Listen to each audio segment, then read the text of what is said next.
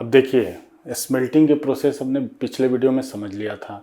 अब स्मेल्टिंग की प्रक्रिया में क्या होता है कि हम आयरन को, जो मोल्टेन आयरन है, उसको पिग्स के अंदर कास्ट कर लेते हैं। तो पिग्स में क्या होता है, आयरन धीरे धीरे ठंडा होता है। तो ठंडा होने की प्रक्रिया में आयरन कई सारे फॉर्म्स चेंज करता है और कई सारे प्रोडक्ट उसमें जनरेट होते हैं। तो थोड़ा सा हम उस चीज़ को समझने की कोशिश करते हैं कि इस प्रक्रिया में क्या मिलता है, कौन सा आयरन का स्टेट मिलता है, कौन सा फॉर्म मिलता है। तो देखिए, जब पिग आयरन में जब ये आयरन निकलता है तो उस समय वो 1.7% कार्बन सॉल्यूशन में ऑब्जर्व कर सकता है। तो जब पिग आयरन है, मान लीजिए पिग आयरन हमने निकाला, इसमें 1.7% अगर कार्बन इसको मिलेगा तो ये बनाता है ऑस्टेनाइट, एक फॉर्म ऑफ आयरन है जो 1.7% कार्बन के साथ मिलके ऑस्टेनाइट फॉर्म करता है। और अगर हमने कार्बन जो है 3% से ज़्यादा कर दिया, 3% प्लस कर दिया, तो ये ऑस्टेनाइट की जगह ज़्यादा कार्बन होने की वजह से ये बना देता है सीमेंटाइट। ठीक है, तो ज़्यादा कार्बन के साथ सीमेंटाइट बनाएगा, कम कार्बन के साथ ऑस्टेनाइट बनाएगा।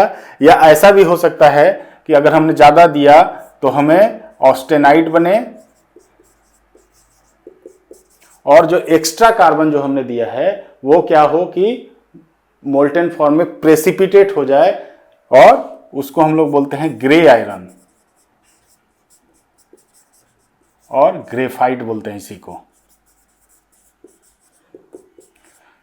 तो कम आयरन लेके जो हमारा पिग आयरन था वो ऑस्टेनाइट बना दिया, और जो कार्बन बच गया उसको इसने बना दिया ग्रे आयरन या ग्रेफाइट।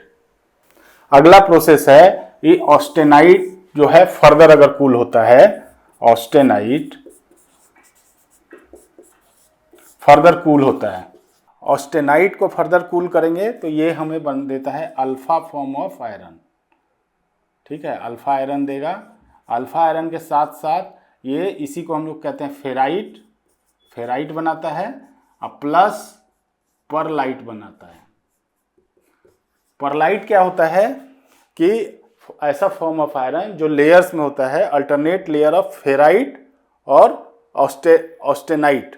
फेराइट और ऑस्टेनाइट का अल्टरनेट लेयर बनके एक अलग तरह का आयरन का हमें प्रोडक्ट मिलता है जिसको हम लोग परलाइट कहते हैं। तो इसी प्रक्रिया का जब फाइनल कूलिंग होता है, जब फाइनल कूलिंग में हमें क्या क्या मिलता है, तो हमें फाइनल कूलिंग में डिपेंड करता है कि उस जगह पे क्या है स्पेशली, और क्या क्या मटेरियल अवेलेबल है। जैसे बेसिकली सिलिकॉन, तो सिलिकॉन अगर वहाँ पे होगा तो हमारा जो बनेगा फाइनल प्रोडक्ट अचीवमेंट के बाद बनता है pearlite plus graphite,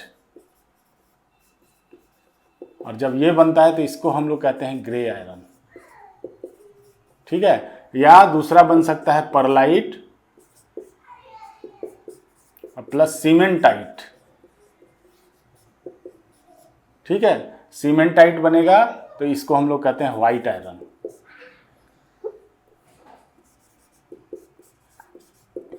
white iron, या फिर हमें तीनों मिल सकता है, pearlite plus graphite plus cementite, और इसको कहते हैं मोटल्ड आयरन।